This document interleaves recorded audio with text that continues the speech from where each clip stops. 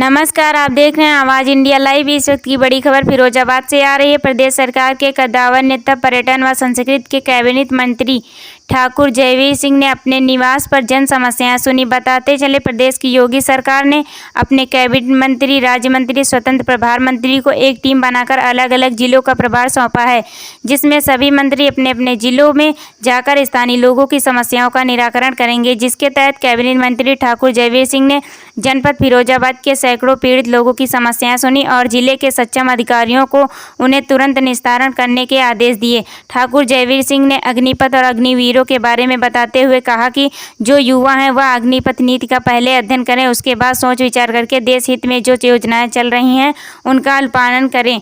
उनके भविष्य के लिए प्रदेश सरकार, केंद्र सरकार पूरी तरह से कटिबद्ध है।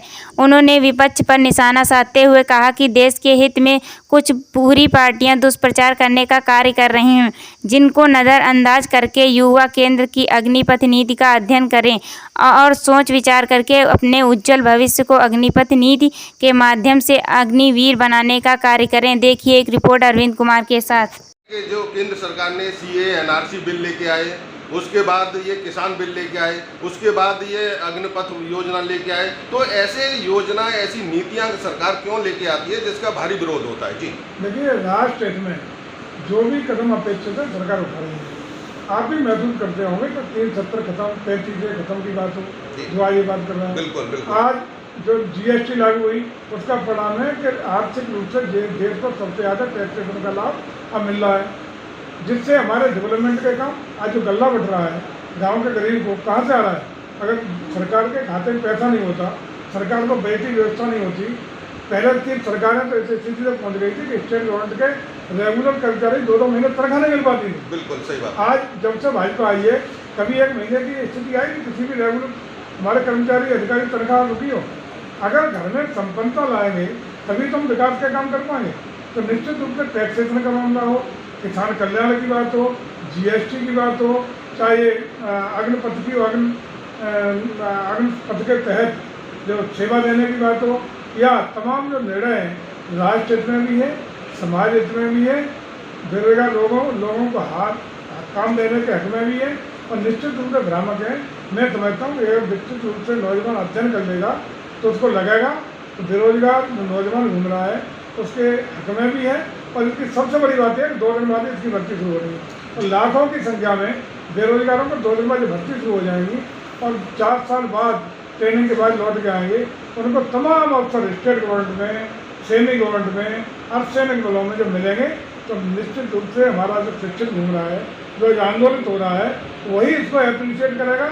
बहुत अच्छी योजना उसकी जी। तो शिक्षित नौजवान, उनको उनकी उम्र से इस हद तक कि जैसे ही 22 साल के हों उससे पहले 4 साल उनकी सेवा को हो चुके हैं। इसका मतलब साफ है कि हम जैसे ही वो इंटरमीडिएट करेंगे, इंटरमीडिएट के बाद उनको प्रशिक्षित करके सेना में भर्ती कर लेंगे। सेना में भर्ती करने के बाद 4 साल उन्हें पूरी सैलरी मिलेगी। रिटायरमेंट के समय लगभग 12 लाख रुपये उन्हें देंगे और उनमें से जो योग्य लोग हैं, क्षमतावान लोग हैं, 25% सेना में रिटेन कर लेंगे, जिन्हें प्रमोशन देके रेगुलर सेना में ले जाएंगे। बाकी जो नौजवान वहाँ से निकलेंगे उनको अलग से इग्नू में, विभिन्न डिग्री कोर्सेज में प्रायोरिटी कर दिया, आरक्षण कर दिया है, नौकरियों में आरक्षण कर दिया है।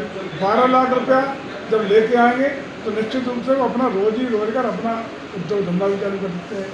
और वो ऐसी उम्र होगी कि जब भर्ती की प्रक्रिया की शुरुआत की उम्र होगी।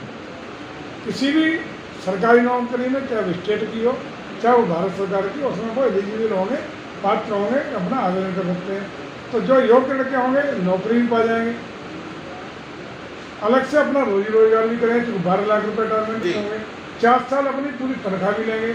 उनको अलग से कोटा 10% या 15% अलग से कोटा भी, चाहे सेंटर की नौकरियाँ हों, प्राइवेट जो संयुक्त उद्योग उद्यम है वहाँ की नौकरियाँ, स्टेट गवर्नमेंट की नौकरियाँ। उत्तर प्रदेश सरकार ने कर दिया, तमाम अर्धसैनिक बलों ने कर दिया, तो उनको हम आरक्षण देंगे। इससे बढ़िया नौकरी क्या होगी?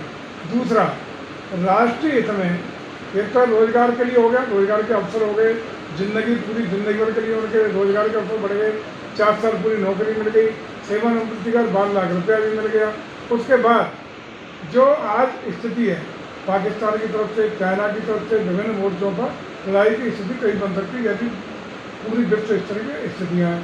उसमें उम्र को घटा के जो सेना की औसत उम्र है उसको 32 साल से घटा के 26 साल पर ले आ रहा है, जिससे नौजवान और युवा फौज हमारी होगी।